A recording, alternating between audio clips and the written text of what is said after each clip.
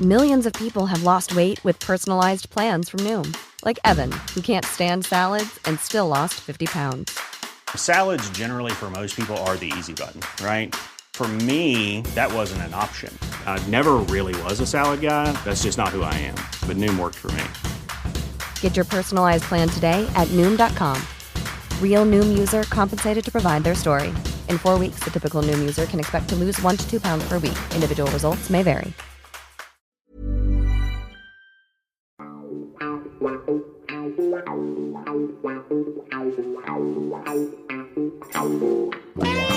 First of all, what we've been doing recently on our podcast is looking at a photograph that you've posted, and that behind the lens photograph this month is the one with you and the Kaiser, Franz Beckenbauer, you giving him the bad finger and saying, "Come and get it if you want it." Yeah. That was on one of my better nights. One of my better days at Wembley. I only played at Wembley a handful of times, but that was a good one, and if it was worth not having the other good days just to prove a couple of people wrong. It must have been one of the most magnificent England debuts of all time. Yeah, it's been rated. A lot of people say, well, it was a friendly and it wasn't a World Cup and not all that, but I don't believe. I think you got. It wasn't that for me. It was bigger than a World Cup match for me because the pressure was on. You know, I've been banned for 3 years by the other manager, Ramsey. I've been out in the cold and never looked like I was gonna. Actually, my love for playing for England had gone. They kind of turned me off.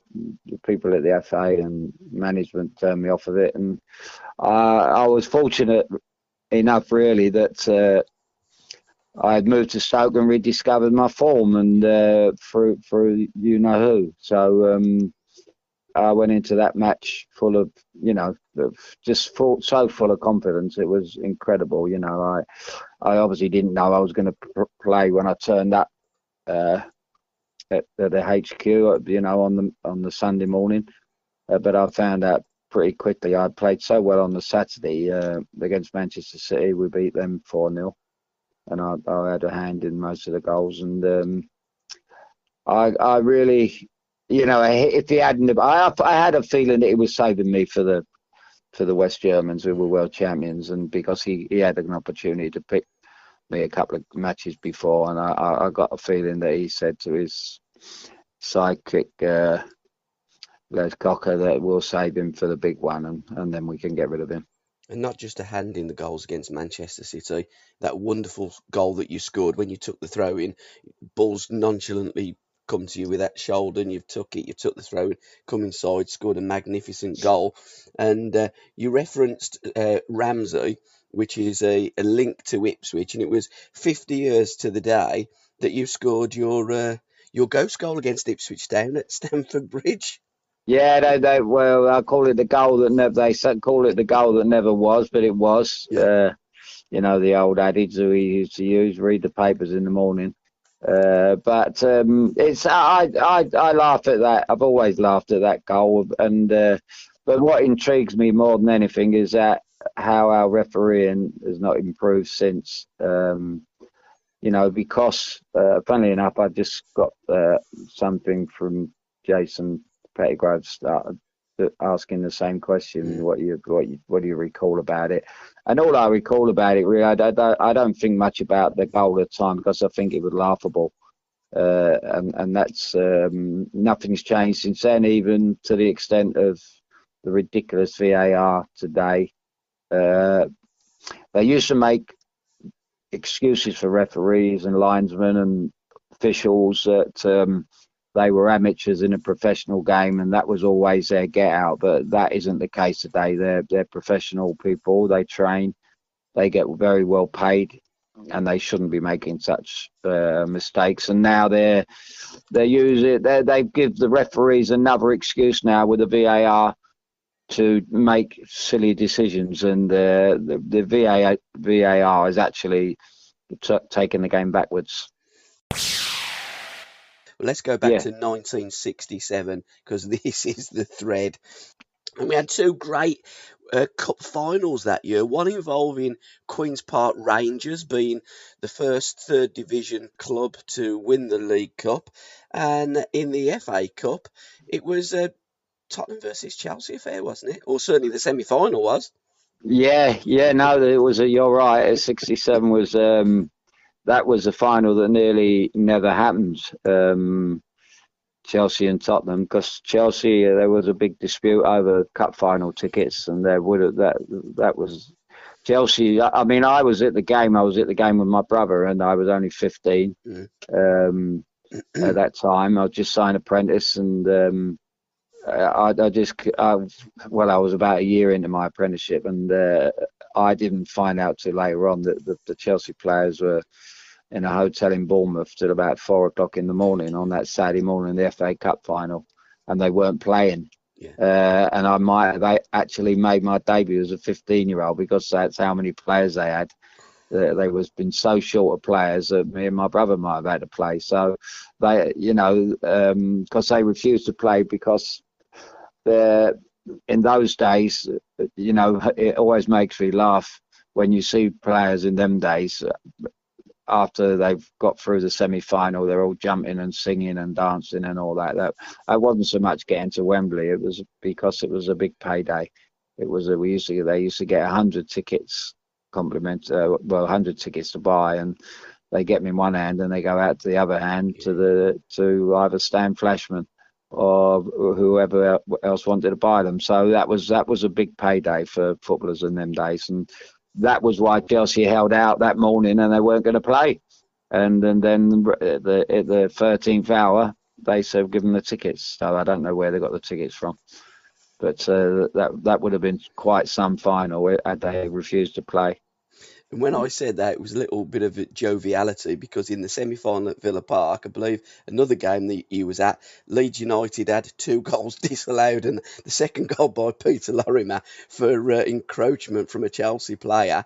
And then almost after that, the whistle blew and Chelsea were at Wembley. But that day at Villa Park was quite bizarre in 1967 as well, wasn't it? Well, I remember that for 2 reasons. One, I was in line with Peter Lorimer when he smashed that ball in the last kick of the game, and I remember it hitting the net and coming back out. And as it was coming back out, Peter Bonetti started to dive. Yeah, he hit it that hard. I've never seen a ball hit so hard. And it was also a time when they brought in the rule that protecting goalkeepers, and one of my great friends, Johnny Boyle, was playing, and I remember he was running through onto a through ball, and Gary Sprake come out, and as he came through, I remember going in after the round to see after the game, and Johnny Boyle come out with 6 stud marks on the right side of his face where Gary Sprake had put his boot into his face. So that was the way Leeds handled that kind of stuff. Once again, referees making, or the FA making terrible mistakes. They could have took. I mean, can you imagine that? If he'd have got him in the eye, he could have took his eye out. But that was the way Leeds played the game. But that was the Gary Sprake. So it was quite fitting, really, that when they actually got to the final against us in 1970, that Gary kindly let one under his body for a shot from Peter Houseman that I think my grandmother would have saved. It was like that, wasn't it, at times, Gary Sprake? Yeah. He turned his manager a whiter shade of pale on a few occasions, which leads us to our first record today, Procol Harum's classic and number 1, and was number 1 on your 16th birthday, by the way. Do you know what Procol Harum means? No, I don't. I've never. It's one of those things that you've caught me out on. It's one of those things that I would usually look up. I've got you back for Madonna. Yeah. Far from these things, it means Procol Harum. Procol Harum is Latin for far from these things. So what's the story behind this wonderful song that was a little bit of truth, like all songs will do, a little bit of truth, and a little bit like with the line about the miller telling the tale. That was a figment of imagination, but put together in a concise way that confused everybody. So, what's the story behind that track? Well, I just think it was like most of the songs that we pick out, or I pick out. It's it was a sign of the times. It was just so different from any other songs that were made. I mean, that was a time of the Beatles and the Rolling Stones, the Searchers, and the Hollies, whoever. Then Graham Nash went, the Crosby, Stills, Nash and Young. So this was one right out the blue, wasn't it? This was one pulled right out the top drawer, and it was as classy a song as ever been made. And I think that, when I look through the music of those days, it's got to be one of the greatest songs recorded. Skip a Life and Dangle, and it's a kind of song I think I might have written, but I just, as we spoke about before, just didn't have the ability to put the music to it.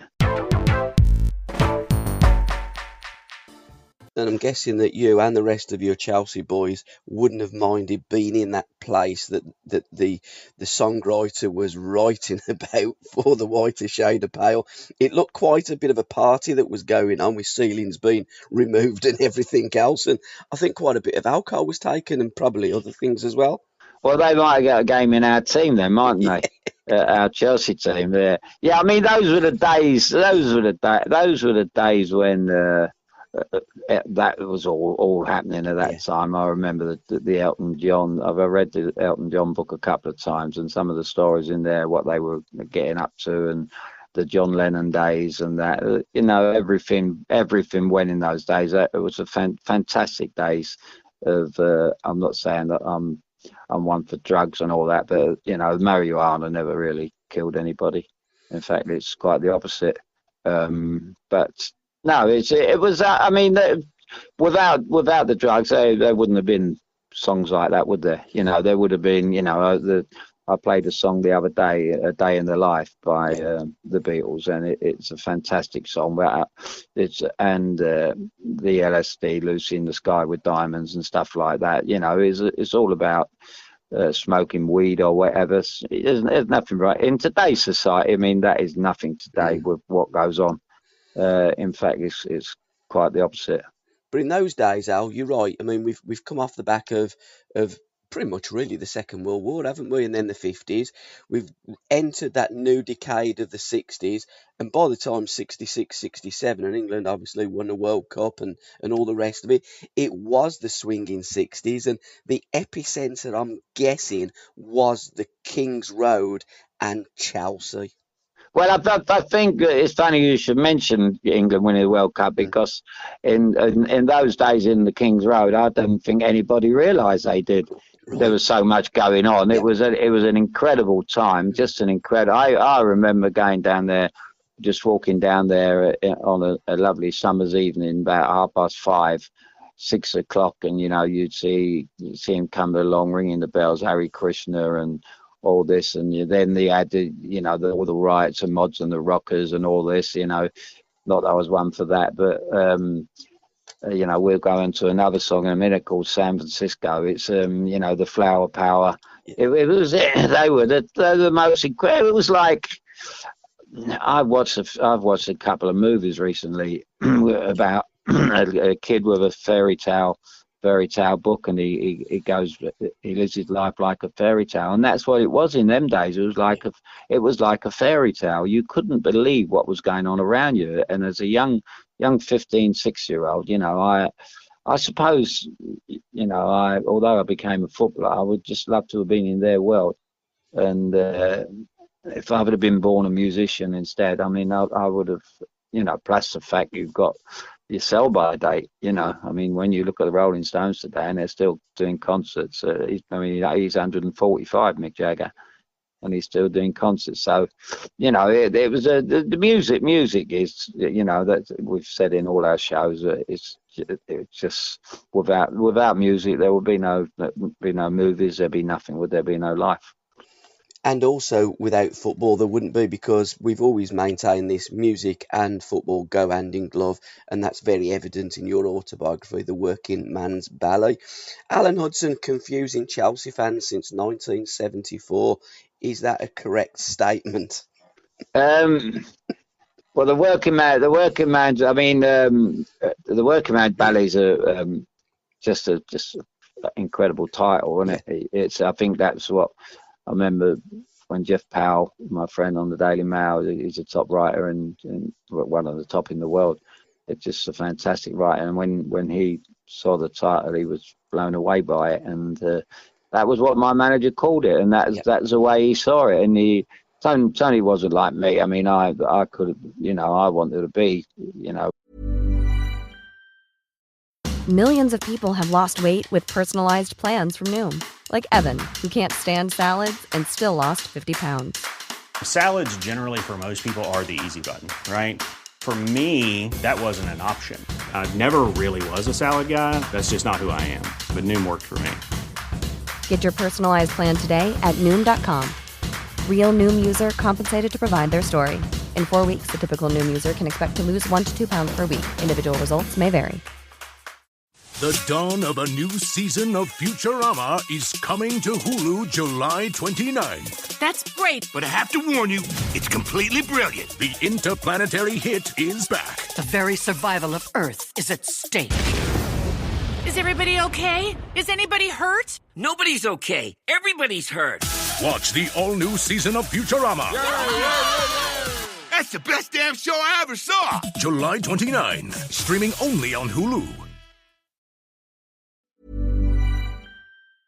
One of these, people. I'm just a great music lover, but Tony did love his music, but he was on a different age, and that's how we see the game played. He sees the game played. It's like at Swan Lake. He sees Swan Lake as a football match. He used to sit and watch football and think and put music to it. It was just and that was.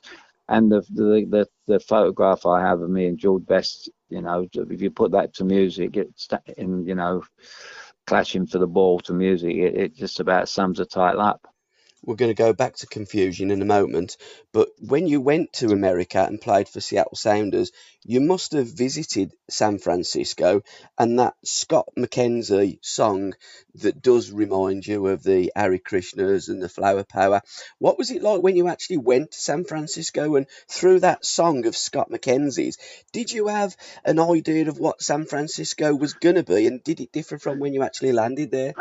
To tell the truth, I was unfortunate and we never really spent too much time. We used, it was like a blur. It was, it was not like going on holiday. You go into these places and play. Like New York, I just adored New York, and it was one place I'd love to live. And you go there and you just be blown away by at 3-4 o'clock in the morning the piano bars, and you picture Billy Joel walking in and playing the piano, or if Elton could, him being a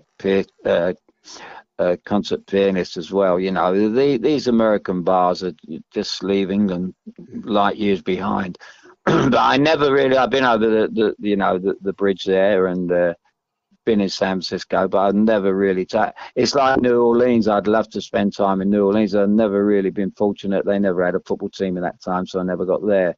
But no, I mean the United States of America. These cities, and they're like towns, aren't they? And it's the music, New Orleans, and everything else. You can just imagine. It's a little bit different going to Fulham or Putney or something like that, or to Stoke-on-Trent in New Orleans. It just brings a new meaning to music. The confusion comes from confusing Chelsea fans, because lots of Chelsea fans have always believed that you're a Chelsea boy, and when they hear you or see you on the TV or the radio, why ain't he talking up Chelsea? Why ain't he? He's a Chelsea. No, Alan Hudson has never been a Chelsea fan. In fact, Stamford Bridge is probably one of the very few football grounds that you haven't paid to get into to watch the players at any time of your career. The first team that you did go to, because your dad was a mad Fulham fan. You were living in Chelsea, but he was Fulham, wasn't he? And then you even, you didn't know this because while you were, or I was going away to Stratford last Saturday, I was on your Twitter account and I put up the picture of Stan Bowles and you, and I put Stan and a QPR fan, and that really threw and confused the Fulham supporters as well. So let's have a little bit of light on the confusion. Well, I'm a great believer. I fall out with people, and I really don't understand. I was brought up in a time when people would go to, my elders would go to Chelsea, Stamford Bridge one week and go to Craven Cottage the next, and all the talk in the cafes on Monday when I was only tiny, would be of them, both the local teams, and that's the way I was brought up. And I became a Fulham supporter because my father was born in Fulham, and he didn't for a minute ever encourage me to be he just said, go and enjoy what you want to enjoy. And that's why I say to parents, why do you brainwash your kids into being a supporter? Leave them alone. Let them make their own choice up of anything in life, and let them go where they want. And I ended up, me and my little friend, as luck would have it, little Billy Boyce was the best cricketer and the best sprinter, and I was the best footballer and the best long distance runner. And he was a Jamaican, and I loved my cricket, and I used to say to him, we're very fortunate, Bill, that we don't have to buy a scarf. And he would say, well, why is that? I said, well, we're black and white, aren't we? I said, we don't need a scarf. And he would laugh. He said, you're crackers, But that's the way we were. We were the only black and white people in the ground, two friends. And that's why I don't understand this racial thing, and I never will. I'll never get to the bottom of it. But I kind of fell in love with Fulham. I love the side of Fulham. I suppose that's why I became a player, because they had so many bad players. I thought, well, if I can't make it in this game, I can't make it anywhere, because they were hopeless, And what I loved about Fulham and our the supporters of that time, we never expected to win a game. So, there was never any pressure. There was never, unlike today, I'm sat with two Chelsea supporters last night screaming at the television 3-0 down, and I just can't understand how to get so excited, because I think the game's all about, it's for fun, all right. You'd want your team to win, but it's not the be-all and end-all, is it? Let's be fair about it. It's an end. People tend to forget football's an entertainment, and you go to be entertained. And I think that's why I ended up in 1967 watching Queen's Park Rangers go through that fantastic cup run. I see every game right up to Wembley, because I was following Fulham when Rodney Marsh was playing, and I loved him as a player at that time. And then he moved to Queen's Park Rangers, and I followed him more than I did QPR. Yeah. I just loved Loftus Road and the way and the great team they had. They'd have had a couple of Fulham players. They had a fellow called Jim Langley. They also had the great fellow up front, one of the Allens, Les Allen. Yeah. It's tremendous. He was in I think Tottenham double winning team. Yeah, he was. Fantastic old player.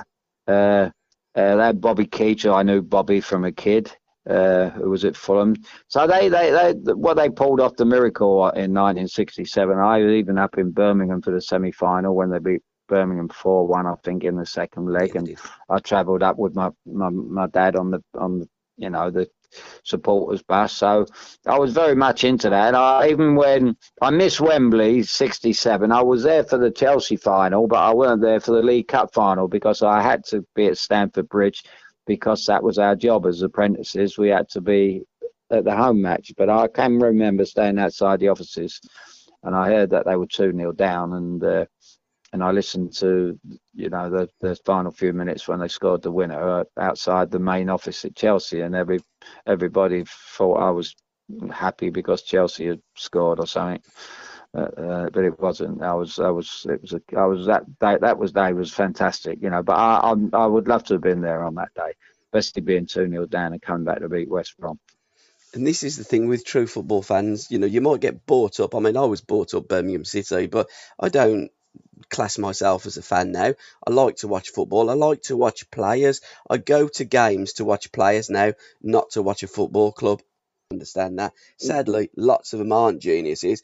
A player that was genius and was your ultimate hero, I'd guess, Johnny Haynes. And there's a lovely story. Petula Clark leads us up to our next record, Don't Sleep in the Subway. I'm guessing Johnny didn't, but there is a Johnny Haynes reference to the song, isn't there? Well, it's she was one of my favourite singers of all time, and she used to live that just off the King's Road, only about probably 200 yards from where I am now. And I know my mother gave me this information. She used to work in a little bistro in the King's Road when she could get out the house, and yeah, Johnny Haynes used to date Petula Clark, which was very, very hush. I can imagine it today. You know, it would be all over the place today. You know, it would be probably the biggest news in the country. You know, Petula Clark. I mean, I've seen her work with Frank Sinatra and seen her on stage with, you know, with clips of her and Frank Sinatra and Dean Martin. And John, the first £100 a week player in the history of the game, was he was top man, and I got to know him pretty well. And sadly, after my car accident, he had his car accident, but he never got through his. He sadly died, and it was tragic because I was just getting to know John very well, and he come down for one of my functions from Edinburgh, put himself out to come down and then I sent him a book that I wrote, Where Fulham going to find the next Johnny Haynes, and he said, you can't publish that because Chelsea fans will shoot you. You know, you can't write that, because he was such a modest man. But a great man who today would be, I don't think he would play in England today, John. It probably epitomised that, you know, pretty much like Jack. You know, he played for a team who were just, he was on a different planet from them.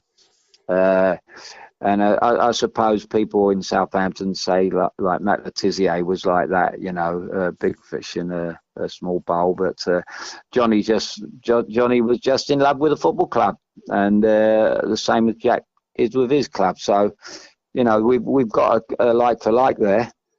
And also Tosh Chamberlain as well, because apparently the only reason Johnny signed because his best mate Tosh Chamberlain was playing for Fulham at the time.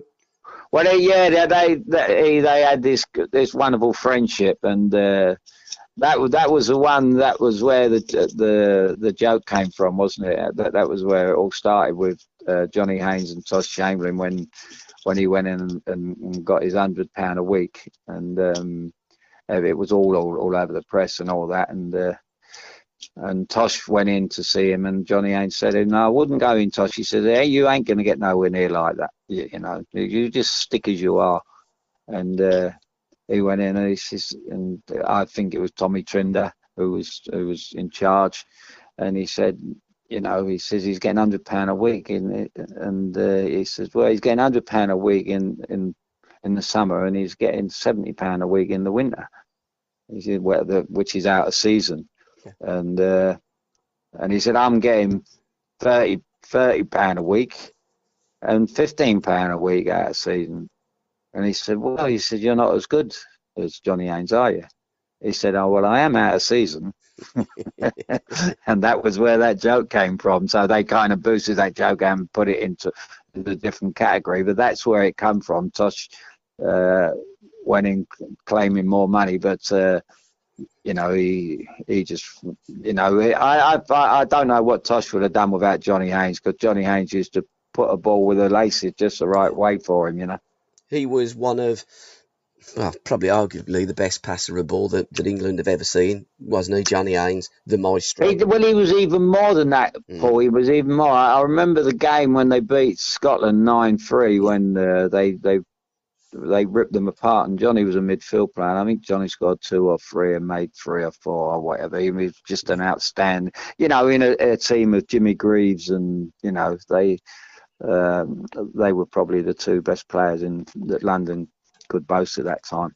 and good mates as well. And you're right, I think Johnny did go and live up there in Scotland, and Jimmy gave him a bit of grief, didn't he? Because there was always the needle between England and Scotland. I don't think Greavesy would have gone and lived up there in Jockland, would he? He always used to put the boot in, didn't he, to the old Jockos, especially when he was with Ian St John on that brilliant Saint and Greavesy show.